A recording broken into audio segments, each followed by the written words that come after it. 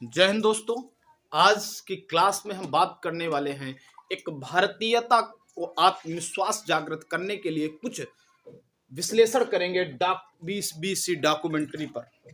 एक डॉक्यूमेंट्री जिन्होंने Modi versus minorities पे बनाई है। इन्होंने गोधरा कांड को लेते हुए कुछ बातें विश्लेषण किया है। चलिए तो हम लोग इसके उद्देश्य एक अपने सूक्ष्म विवेक द्वारा इसके उद्देश्य पर बात करने का प्रयास करेंगे और हम देखना चाहेंगे कि वास्तव में भारतीय खुद नहीं चाहते हैं। राजनीति इतनी खराब हो चुकी है कि आज सच्चाई को नहीं सुनना चाहते हैं। चलिए हम लोग बात करते हैं यहाँ पर कि किस प्रकार वामपंथियों ने, अन्य नेताओं ने इस बात को, ये बीबीसी की जो डॉक्यूमेंट्री है, इन्होंने अपना विश्लेषण किया और जो भारत की न्यूज एजेंसी अपना विश्लेषण किया। सुप्रीम कोर्ट ने मोदी को क्लीन चिट दे दिया। उसके पश्चात भी बीबीसी ने जब कमेंट किया, बीबीसी ने जब डॉक्यूमेंट्री बताई, तो कई लोगों को लगता भाई न्याय हो गया है।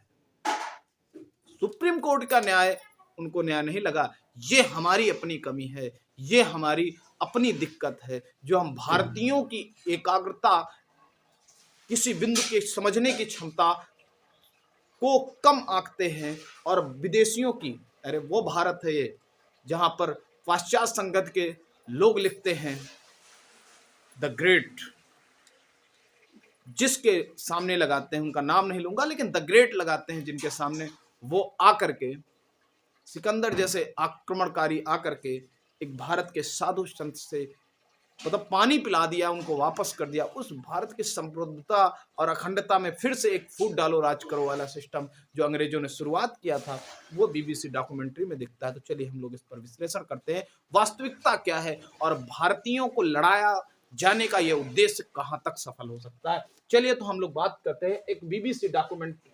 बीबीसी एक न्यूज चैनल है जो यूके का गवर्नमेंट न्यूज चैनल है, जिन्होंने एक डॉक्यूमेंट्री दिया गोधरा कांड पे और उन्होंने सीधा सीधा साफ सुथरा इसमें बताया कि मोदी वर्सेस माइनॉरिटीज, मोदी और माइनॉरिटीज के बीच की बात करने वाला है।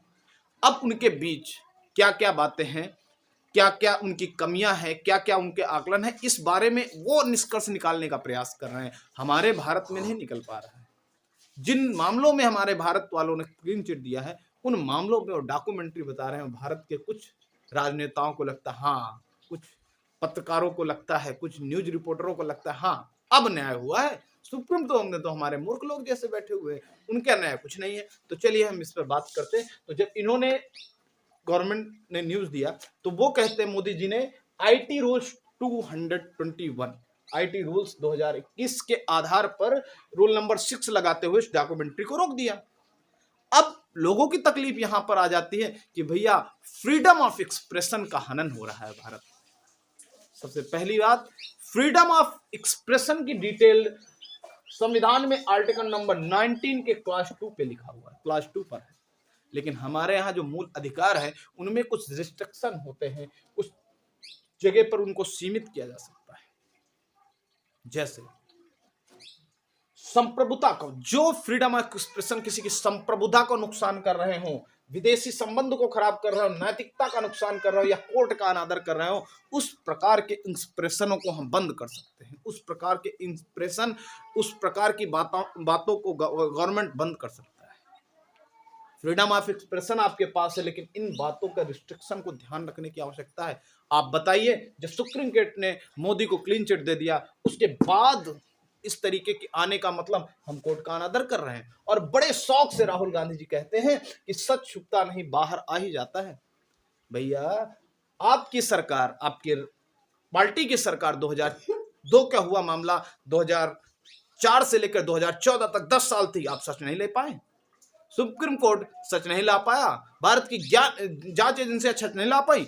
आप कह रहे हो बीबीसी जो विदेशी न्यूज चैनल है, विदेशी रिपोर्टर है, वो आके हमें सच बताएगा और वही सच होगा। हम जो निकालेंगे, हम जो जांच करेंगे वो सत्य हो जाएगा। ये कहां से? रवीश कुमार जी ऐसे ही कुछ बयानबाजियां करते हैं।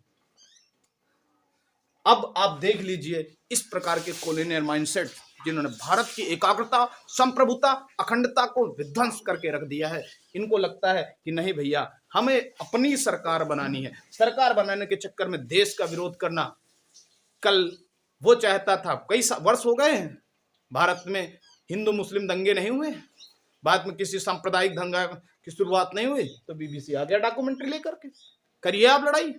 और वो सफल भी हो गया ऐसे राजनेता और ऐसे पत्रकारों द्वारा। मैं इनका विरोध नहीं करता हूं, सभी लोग हमसे सीनियर और सम्मानित हैं, लेकिन मैं इतना जरूर कहता हूं कि जब देश के कोर्ट का अनादर ये करेंगे तो इनका अनादर करने से हम पीछे नहीं हटेंगे। हम भारतीयों को, हम युवाओं को आगे बढ़ते रहना चाहिए। और अगर जहां पर बात करते हैं इन्हीं की पार्टी, राहुल गांधी जी की पार्टी के अनिल के एंटोनी, ए के एंटोनी जी के पूर्व सीएम थे वहां के, उनका बेटा, उसने कहा बीबीसी कौन होता है हमारे देश के आंतरिक मामलों में बोलने वाला।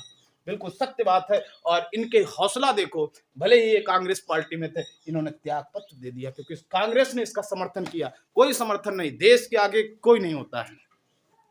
जो चीज देश के विरोध में है उसमें हमको एकजुट होकर लड़ाई करने की परम आवश्यकता है। और अगर देश विरोधी बयानबाजियों, देश विरोधी पत्रकारों द्वारा ऐसे फ्रीडम ऑफ एक्सप्रेशन का नाजायज फायदा होगा, या फिर किसी प्रकार के विदेशी हम पर फूट डालो राज करने वाले हो ना, तो इन्हें यह चाहिए कि उनका विरोध करना चाहिए और अपने राजनीतिक पक्ष को अपने स्तर पर लड़ाई करने की आवश्यकता है। ऐसे ही मानसिकता और ऐसे ही तोड़ने वाले देश की बयानबाजियों को मैं अनादर करता हूं सबसे पहले, और देश के युवा से भी चाहता हूं कि वो ऐसे माइंडसेट का अनादर करें। बिल्कुल आप बहुत सही होंगे, कुछ स्तरों पे वो भी गलत हो सकते हैं, लेकिन इस स्तर पर आप बिल्कुल गलत है, इस पर मैं विरोध करता हूं। चलिए बयानबाजियों के स्तर पर और बढ़ते हैं। भारत की बयानबाजी सुनने के बाद, भारत के विपरीत दल की बयानबाजी सुनने के बाद, भारत के विपरीत दलों की अलग अलग माइंडसेट के बाद हम सुनते हैं इंग्लैंड के एक लॉर्ड होता है, जैसे हमारे यहाँ सांसद होते हैं उसमें मंत्री, वहां पर भी एक लॉर्ड होते हैं, उनको लॉर्ड कहते हैं, जहां पे सांसद बैठती है। वहां के एक लोग हैं करन बिलिमोरिया, लॉर्ड करन बिलिमोरिया। 21 जनवरी 2021 को 1:43 इनका ट्वीट आया, India has vision to become within 25 year the second largest economy in the world. Bharat का विजन है कि 25 वर्षों में विश्व की दूसरी सबसे बड़ी अर्थव्यवस्था होने वाला है, और विद जीडीपी 32 ट्रिलियन डॉलर, इतने जीडीपी के साथ दूसरी सबसे बड़ी अर्थव्यवस्था बनने जा रहा। कौन? Bharat. The Indian express has left the station, भारतीय रेलवे, भारत के लिए उन्होंने यूज किया, उसने स्टेशन को छोड़ दिया। It is now fastest train of the world, ये इस समय भारत की जो ट्रेन है, भारत की जो ग्रोथ है, वो विश्व की सबसे तेज ग्रोथ है, ये कहना चाह रहे हैं lord. It now fastest train of the world, the fastest growing major economy, ये सबसे तेजी से अपनी इकोनॉमिक ग्रोथ कर रहा है। The UK must be the closest friend and partner, यूक्रो को चाहिए कि इसका पार्टनर या फिर इसका एक मित्र बना रहे। ऐसी विचारधारा है। आप देख चुके हैं कि इन विचारधाराओं का क्या असर है और कहां पर भारत जा रहा है, और भारत को तोड़ने वाले कहां पर जा रहे हैं। चलिए बात करते हैं फ्रीडम ऑफ एक्सप्रेशन अगर इतना है तो चलिए मैं दावा करता हूं बीबीसी न्यूज रिपोर्टिंग को कि एक बार अपने यहाँ के सबसे सम्मानित नेता जो नोबेल पुरस्कार के विजेता हैं, कुछ जगह मिला जाता है 6 फेल हैं, लेकिन छोड़िए उस पर हम बात नहीं करेंगे। लेकिन नोबेल पुरस्कार के विजेता विंस्टन चर्चिल, जिन्होंने द्वितीय विश्व युद्ध के समय ब्रिटेन के प्रधानमंत्री हुआ करते थे, इनके बातों को सुनकर आपका खून खौल जाएगा। ऐसे देश के वासी, द्वितीय विश्व युद्ध के समय एक पीएम ऑफ यूके थे, यूके के प्रधानमंत्री थे। माना जाता है कि जब बंगाल में 1943 को जब भारत में बंगाल में एक आपदा आई थी, जब भूख से लोग मर रहे थे, उस भूख में 1-2 लोग नहीं 30 लाख से 40 लाख लोग मर गए 1943 पर। 30 लाख से 40 लाख लोग मर गए थे, किसकी?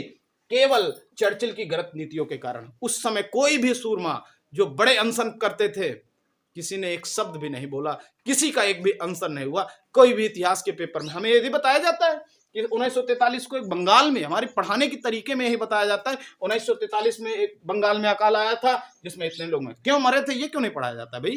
ये भी पढ़िए ना कि चर्चिल की गलत नीतियों के कारण मरे थे। यही नहीं, इन्होंने भारत में आने वाले, ब्रिटेन और जर्मनी का युद्ध चल रहा था, अब भारत में आने वाले अनाज को अपने सैनिकों को, लड़ने वाले सैनिकों को भेज दिया। उन्होंने कहा था कि भारत, उनके भाषण अगर नीचे सुने जाए चर्चिल के, तो कहते हैं भारतीय हमेशा असभ्य है, भारतीयों को उन्होंने हमेशा असभ्य कहा। ये कहते खरगोश की तरह बच्चे पैदा करते, इनके आजादी दिया जाएगा तब भी देश नहीं चला पाया। देश चलाने की स्थिति में ये विश्व की आज उनका लॉर्ड कह रहा है जो दूसरी सबसे अर्थव्यवस्था बनने वो देश नहीं चला पा रहे। उनके भाषणों को अगर सुनोगे तो खून खोल जाएगा। इन्होंने अब भारतीय लोगों का भोजन भुखमरी का मुख्य कारण जो सहयोग आया था, और भारतीय लोगों में 400 करोड़ किलो गेहूं आटा और 140 करोड़ किलो चीनी, 160 करोड़ किलो मीट, 40 लीटर और 4,09,000 जिंदा जानवर थे कुछ उनके मीट बनाने के, क्योंकि बंगाल के साइड में हमारे यहाँ नॉनवेज ज्यादा खाया जाता है। 32 करोड़ किलो चावल और 20 करोड़ किलो चाय और 40 लीटर शराब, ये सारी चीजों को भर करके इन्होंने अपने सैनिकों को भेज दिया। भारतीयों को मरने से उनके कोई भी दिक्कत नहीं थी। वो है चर्चिल। आइए इसका डॉक्यूमेंट्री बना के दिखाइए। बीबीसी, आप में हिम्मत है तो मैं दावा करता हूं कि आप एक बार मिस्टर चर्चिल की भारत की इन स्थितियों पर एक डॉक्यूमेंट्री बना के दिखाइए, तब हम दिखाएंगे पूरे भारत को कि क्या है फ्रीडम ऑफ एक्सप्रेशन। मैं तो बीबीसी से नहीं, मैं भारतीय पत्रकारों से कहता हूं एक बार चर्चिल पर ऐसी डॉक्यूमेंट्री बना के ब्रिटेन में दिखाने की बात करो, तब देखते हैं कौन नहीं रोकता है। तो इसलिए एक बात निवेदन है कि आप पूरा आकलन करें। किसी के भक्त या चमचा बनने की आवश्यकता नहीं है। आप अपना ओपिनियन, अपना विजन रखें, और जब तक आप इस तरीके के फूट डालो और राज करो में आप बट जाएंगे, उस दिन भारत का पुनः गुलाम होने की स्थितियों की ओर बढ़ जाएगा। क्योंकि भारत वो भारत है जिन्होंने सिकंदर को बता दिया। एक सैनिक ने, बड़े बड़े आक्रमणकारी आए जो वापस यहाँ भारत से चले गए, और आज एक फूट डाल करके 200 साल अंग्रेजों ने शासन किया। हमें इतिहास में पढ़ाया जाता है हम पर शासन किया गया, हमने सिकंदर को वापस कराया, बहुत कम पढ़ाया जाता है। इस तरीके से भारत की अखंडता और संप्रभुता बनाए रखने के लिए ऐसी बयानबाजियां, ऐसी डॉक्यूमेंट्री को बंद होना ही आवश्यकता है। अगर सुप्रीम कोर्ट का निर्णय ना आया होता तब आप अपना विजन दे सकते हैं। सुप्रीम कोर्ट का अनादर करने वाले विजन का आप समर्थन करेंगे? इसका हम पूर्ण विरोध करते हैं, और मैं निवेदन करता हूं कि भारतीय युवाओं से कि इसका पूर्ण विरोध करें। बहुत बहुत धन्यवाद।